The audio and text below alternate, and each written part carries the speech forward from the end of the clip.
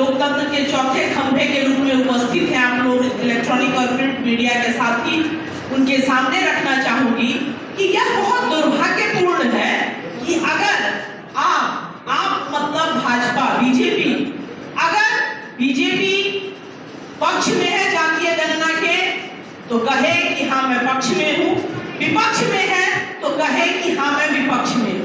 चूंकि जब जातीय गणना का निर्णय बिहार के दोनों सदनों से हुआ था तो यह बिहार सरकार का सर्वदलीय संकल्प था, मगर जब सर्वदलीय संकल्प के बाद जब बात आई जातीय गणना कराने की, जब तक बीजेपी साथ थी तब तक तो चीजें बहुत स्मूथ थी, मगर जब बीजेपी बिहार की सत्ता से बाहर हो गई तो बहुत दुर्भाग्यपूर्ण है कि उसने गाजियाबाद के पास की एक संस्था यूथ फॉर इक्वलिटी के आड़ में, अरे महोदय विरोध में है तो आके कहिए, ये लोकतंत्र की खूबसूरती होती है कि मैं विरोधी हूं तो हूं। आप फेक चेहरे के साथ आप आते हैं और यूथ फॉर इक्वलिटी संस्था की तरफ से एक एफआईआर दर्ज किया जाता है रिट ऑनरेबल हाई कोर्ट में कि जातीय गणना को बिहार में रोका जाए। यह बहुत दुर्भाग्यपूर्ण है लोकतंत्र के लिए, किसी भी लोकतंत्र के लिए। दूसरी बात कि हमारा मानना है, जेडीयू का मानना है कि पिछले 9 वर्षों में माननीय प्रधानमंत्री नरेंद्र मोदी जी ने मानवीय सूचकांक की बेहतरी के दिशा में कोई काम उस दिशा में नहीं किया है, इसलिए वो नहीं चाहते हैं कि धरातल पर क्या वास्तविक विकास हुआ है अथवा नहीं हुआ है वो खुल के जनता के सामने आए। और इसके साथ मैं आभार प्रकट करना चाहती हूँ आदरणीय उच्च न्यायालय पटना का कि जिसने हमारे माननीय नेता नीतीश कुमार जी का जो मनोभाव रहा है न्याय के साथ विकास, और वास्तव में विकास धरातल पे किस स्तर तक जा रहा है, हमारा सिस्टम किस तरह काम कर रहा है, उसको जानने के लिए जो उन्होंने जातीय गणना कराई थी उसके पक्ष में उस रिट को, उस याचिका को खारिज करके उन्होंने जो फैसला दिया है, इसलिए हम बहुत बहुत आभारी हैं। और अब मैं आगे के लिए डॉक्टर सुनील सिंह जी को ये धन्यवाद भारती जी और हमारे राष्ट्रीय प्रवक्ता बड़े भाई राजीव सर, भारती जी, संजू जी, राज जी, जो सब मिलकर आप पुरस्कार का स्वागत करते हैं। और निश्चित ही जैसे आपको मालूम चला एक बड़ा ही महत्वपूर्ण विषय पर हम लोग प्रेस कॉन्फ्रेंस कर रहे हैं, जाति आधारित गणना। जो कोर्ट में केस किया था यूथ फॉर इक्वलिटी नामक संस्था में, वो हाईकोर्ट ने खारिज किया है, यानी कि हमारे नीतीश कुमार जी का स्टैंड अपहेल्ड किया है, जाति आधारित गणना को अपहेल्ड किया है। इस काम को शुरू होगा तो उसे कराया जाएगा। अब उसके पीछे पर्पस क्या था? पर्पस है कि माननीय नीतीश कुमार न्याय के साथ विकास होता है, इस समाज के अंतिम पायदान पर बैठा व्यक्ति को भी विकास की किरणें मिले ताकि वो मुख्य धारा में आ सके। जरूरी था कौन कौन सी जात के लोग किस किस इलाके में किस किस संख्या में है और उनकी सामाजिक आर्थिक शैक्षणिक स्थिति क्या है। ये किसी एक जात के प्रो किसी के एंटी नहीं था, ये सवर्णों की अगर बात कर लें, ये बात कही फैलाई गई कि सवर्णों के खिलाफ है, ये भी सवर्णों के साथ वाली चीज है। क्योंकि हाल के दिनों में ये बातें छनकी आई कि हमारे सवर्ण भाइयों की स्थिति अच्छी नहीं है सामाजिक और शैक्षणिक और आर्थिक रूप से, तो उसकी भी जानकारी होगी, उसकी जानकारी होगी। और योजना जो लोक कल्याणकारी योजना होता है जिससे कि विकास की धारा पहुंचती है लोगों तक, उसे बनाने में आसानी होगी, एक साइंटिफिक डेटा रहेगा तो हम कौन से इलाके में कौन सी योजना हमको जाने के लिए होगी, इससे वो पूरा डेवलपमेंट होगा। लेकिन भाजपा को अच्छी बातें बचती नहीं और भाजपा का दोहरा चरित्र। पहले तो भाजपा ने विधानसभा से विधानमंडल से ये पास किया साथ जाति आधारित गणना की बात, उसके बाद सर्वदलीय डेलीगेशन में माननीय नीतीश कुमार जी के साथ प्रधानमंत्री से मिला और हर जगह मिला। जब प्रधानमंत्री ने कहा या वहाँ से केंद्र सरकार ने कहा हम नहीं कराएंगे, मगर अगर आप अपने संसाधनों से कराते हैं तो हमें कोई आपत्ति नहीं है।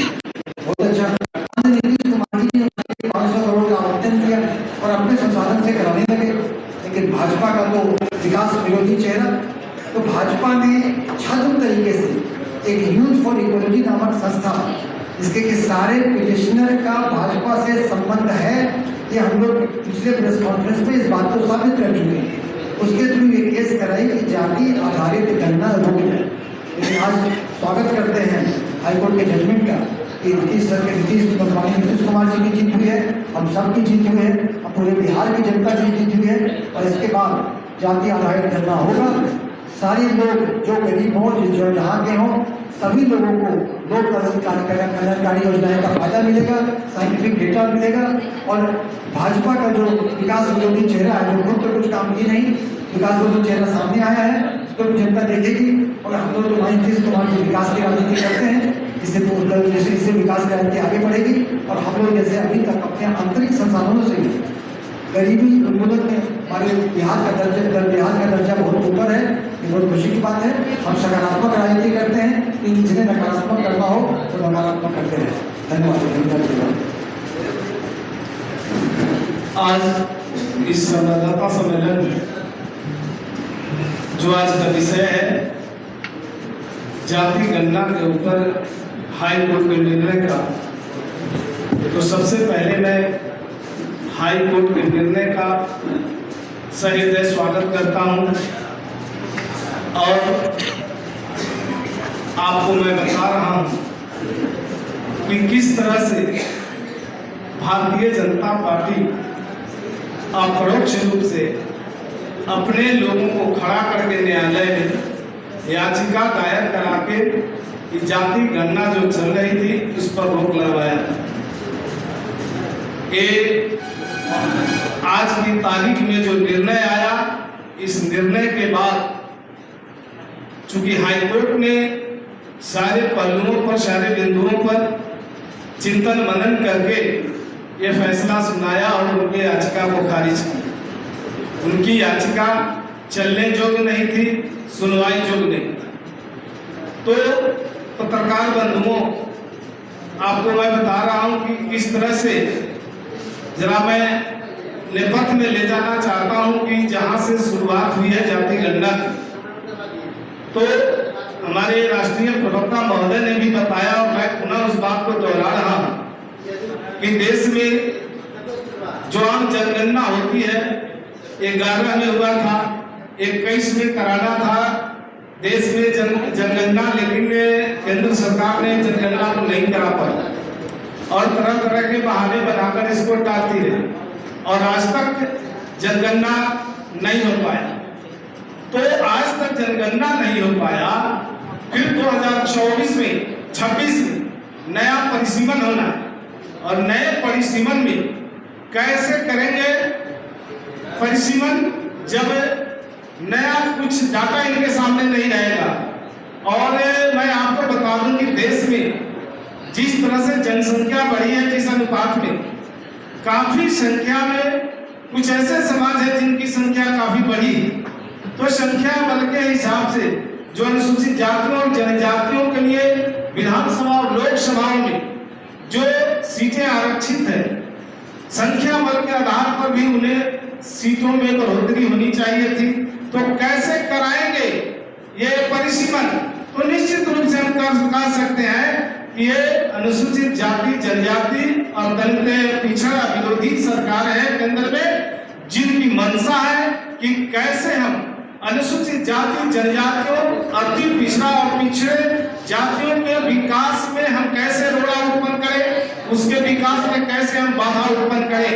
उनकी तरक्की पर इनको पछता नहीं, उनका विकास इन्हें पसंद नहीं आता।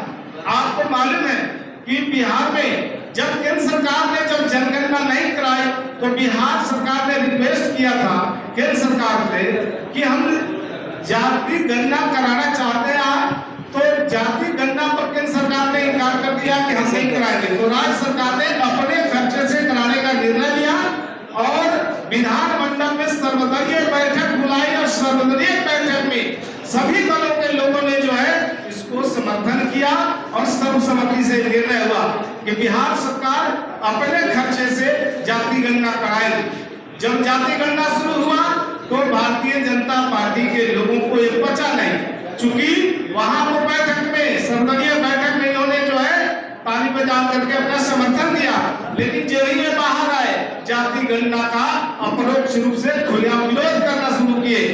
और इसके लिए वो क्या क्या नहीं किए। जब आपको मालूम है ये जाति गणना का काम जोरों पर चल रहा था तो उस समय ये लोग हाईकोर्ट में जाके याचिका दायर करते हैं और इस पर रोक लगवाते हैं। लेकिन हाईकोर्ट के निर्णय के बाद आज रास्ता साफ हो गया, बिहार में जाति गणना होगी और जाति गणना होने से जो यहाँ की जो कुछ ऐसी जातियां हैं, जो कुछ ऐसे समाज हैं जो आज विकास से कोसों दूर है, आज न्याय के साथ विकास की जो बात हो रही है, न्याय के साथ विकास की गाड़ी जो आगे बढ़ेगी, न्याय के साथ विकास का मतलब होता है सभी वर्गों का समान रूप से विकास, उन्नति और विकास। तो इसमें सबको समान रूप से अवसर मिलेंगे और जो व्यक्ति जो अंतिम कौमार पर खड़े हैं, जो व्यक्ति की जो दशा है, जो दुर्दशा है, वो सही आंकड़े इस घटना के बाद सामने आएंगे और आंकड़े सामने आने के बाद सरकार को भी उनके लिए नई नई अच्छी अच्छी योजनाएं बनाने में मदद मिलेगी और इस राज्य का भरपूर तरक्की होगा और जो वंचित वर्ग हैं उन्हें भी जो है मुख्य धारा में जुड़ने का एक अच्छा अवसर और माध्यम मिलेगा। तो साथियों, इस बात से भारतीय जनता पार्टी जो रोक लगाती रही, अपरोक्ष रूप से विरोध करती रही बाहर सड़क पर, उनके क्रियाकलापों पर, उनके मंशा पर तो आज पानी फिर गया। लेकिन एक बात मैं साफ साफ कहना चाहता हूं कि आज के निर्णय से जो वंचित वर्ग है, जो पिछड़े लोग हैं, उन लोगों के लिए एक द्वार खुल गया, तरक्की का द्वार खुल गया, विकास के रास्ते का। इसी बात के साथ मैं अपनी बात नहीं गिराऊं। चलिए, बहुत बहुत धन्यवाद हेमराज जी। अच्छा, कोई क्वेश्चन हो तो पूछिए, बिकॉज हम लोग बैठे हैं 5 मिनट।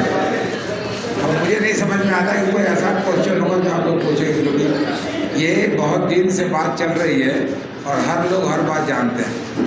चलिए, आप सबका दोबारा बहुत बहुत धन्यवाद।